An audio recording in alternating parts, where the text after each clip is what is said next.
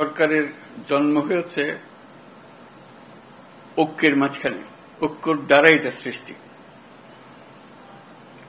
যখন আমরা নিজেরা নিজেরা কাজ করি, ওটা হঠাৎ দেখি একা পড়ে গেছে, আশেপাশে কেউ নাই আপনারা, তখন একটু দুর্বল মনে করি।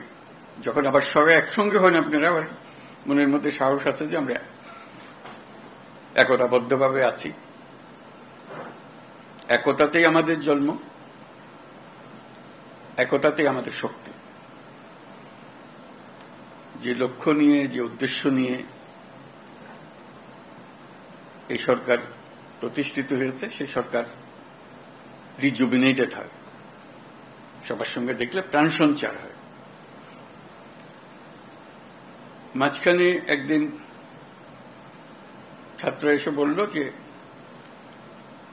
তারা একটা ঘোষণা দেবে, প্রোক্লেমেশন করবে, আমাকেও সেখানে থাকতে হবে।